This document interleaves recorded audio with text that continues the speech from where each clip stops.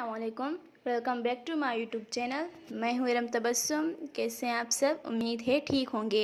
आज मैं अपनी प्यारी बहनों के लिए बहुत ही खूबसूरत और बहुत ही प्यारी डिज़ाइन लाई हूँ। आप लोग देख सकते हैं ये शर्ट माशाल्लाह बहुत ही खूबसूरत है। हमने इसके पूरे फ्रंट पे ये छोटे छोटे फ्लावर्स हाथ से बनाए हैं। माशाल्लाह बहुत ही प्यारा फ्रंट लग रहा है इसका। और आप इसका गला देख सकते हैं, माशाल्लाह बहुत ही खूबसूरत और बहुत ही प्यारी डिज़ाइन है।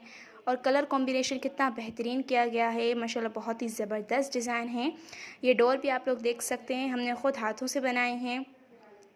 आप इसके आस्तीन भी देख सकते हैं, माशाल्लाह बहुत ही प्यारा काम किया गया है इसके आस्तीनों पर और बहुत ही सफाई से काम किया गया है। हमने इसमें ज़ीरो साइज़ की छोटी छोटी सितारे भी यूज़ की हैं और जरी का भी काम किया है।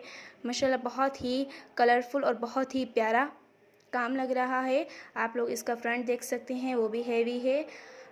बहुत ही खूबसूरत शर्ट है। अगर मेरी कोई भी सिस्टर ये शर्ट सीखना चाहती है या ऑर्डर देना चाहती है तो प्लीज़ कमेंट्स में हमें बताएं।